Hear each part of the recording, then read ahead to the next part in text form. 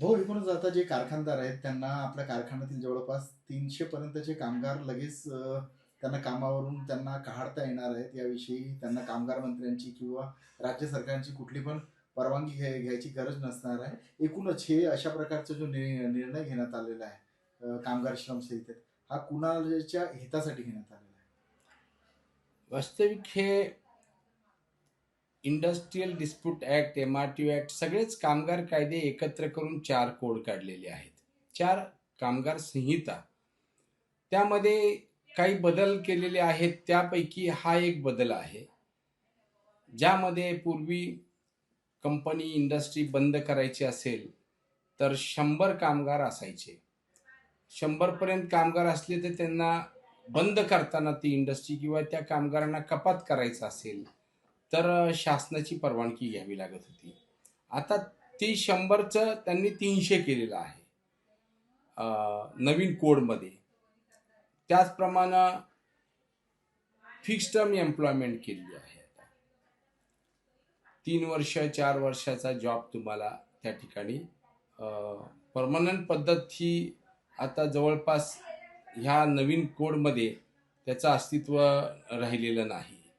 त्यामुळे येणाऱ्या भविष्य काळामध्ये इंडस्ट्री उद्योजक ह्यांचा जास्तीत जास्त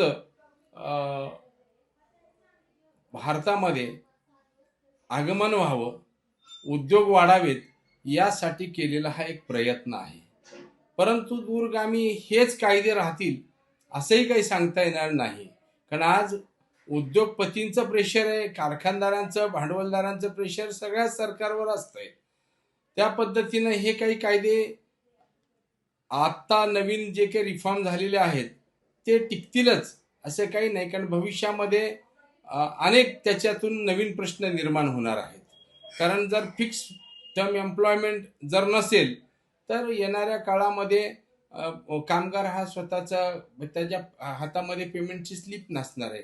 त्यामुळं घर घेताना, गाडी घेताना त्याला लोन मिळणं कठीण होणार आहे. त्यामुळं देशाची आर्थिक जो काही सायकल आहे ते चालवणारा देशातला 75% परमनंट कामगार आहे. ज्याच्या हातामध्ये पेमेंटची स्लिप येते, तो बँकेत जातो, लोन घेतो, तो घर घेतो, तो गाडी घेतो, तो फ्रीज घेतो, तो छोट्या मोठ्या गाड्या घेतो, सगळं काही जे असेल ते लोनवर घेतो, कर्जावर. कारण त्याच्या हातात पेमेंटची स्लिप. आता फिक्स टर्म एम्प्लॉयमेंट म्हणजे 2 वर्ष 3 वर्षासाठीच नोकरी त्याला राहिली तर कुणी त्याला कर्ज देणार नाही. त्यामुळे ही आर्थिक सायकल ही धोक्यात येणार आहे. त्यामुळं हे जस्ट ट्रायल असेल कदाचित असं मला वाटतं. कारण हे दूरगामी चालणार नाहीये. कारण उद्या आपण जसं प्रश्न विचारला की कारखान्यामध्ये 300 कामगार झाले तर मग कधी ते हायर काढू शकतात. 300च्या आतले असतील कामगार तर रिट्रेंच करू शकते. त्याला सरकारची परवानगी घ्यावी लागणार नाही. हे तितकंच खरं आहे. पण त्याच्यात आता पूर्वी कसं होतं, सलग 5 वर्ष नोकरी केली तरच ग्रॅज्युटी मिळायची. ह्या संहितेमध्ये 1 वर्ष जरी पूर्ण नोकरी केली तुम्ही तरी तुम्हाला ग्रॅज्युटी मिळणार आहे.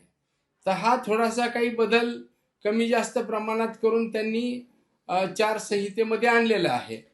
एकूणच हा जो बदल करण्यात आला हा कामगारांच्या हिताचा आहे की उद्योजकांच्या हिताचा आहे? 2 गोष्टी आहेत. आता 90% कंत्राटी पद्धत आहे, 90% कॉन्ट्रॅक्ट पद्धत आहे. आणि जर कंत्राटी पद्धत 90% आहे तर कुणीतरी मध्यस्थी कॉन्ट्रॅक्टर होता, मग तो पगार वेळेवर देतो नाही देतो. आता मालकच 3 वर्ष 4 वर्षासाठी त्याला हे जवळजवळ ह्या 26-27 वर्षात आता बऱ्यापैकी परमनंट नोकऱ्या ह्या कमी करून सगळ्याच सेक्टरमध्ये ह्या कॉन्ट्रॅक्ट पद्धत सुरू झाली. आता त्याला थोडा पायबंद बसणार आहे. परंतु हा एक प्रयोग जो केलेला आहे सरकारनं, हा कुणाच्या हिताचा आहे हे भविष्य सांगेल. पण एकूणच याच्यामध्ये की जे कामगार आहेत त्यांच्या म्हणजे 3 वर्षानंतर त्यांना म्हणजे एम्प्लॉयमेंट मिळणार की नाही परत, ही पण एक मोठा प्रश्न याच्यामध्ये उद्भवतो. सध्या तरी हा कामगार संहिता आता लागू होणार आहे, तर मग कामगारांचं भवितव्य तर अंधारातच दिसतो ना. नाही, अनेक आता आपण बघत असेल 90% हा कामगार जो आहे तो असंघटितच आहे आणि त्याला तो कुठे नाही कुठे कामं तो करत असतोय. अगदी मेंटेनन्सची कामं असतात, ते सुद्धा हे कामं घेतात, कामं करतात. परंतु परमनंट जी पद्धत कामगारांना मिळत होती, ती मात्र ह्याच्यामध्ये थोडी धोक्यात आल्यासारखीच आहे, असं सध्याचं चित्र आहे. परंतु मी आपल्याला एक मात्र सांगेन, हा प्रयोग असावा सरकारचा, हे पूर्ण नसावं. आणि कारण भविष्यात त्याच्यातून बरेच प्रश्न निर्माण होणार आहे. देशाची आर्थिक सायकल जी आहे ही सुद्धा याच्यामधून थांबणार आहे. गती थांबल्यानंतर सरकारला कळेल की ह्याचा दूरगामी परिणाम हा देशाला परवडणारा नसणार आहे, असं मला वाटतं. धन्यवाद.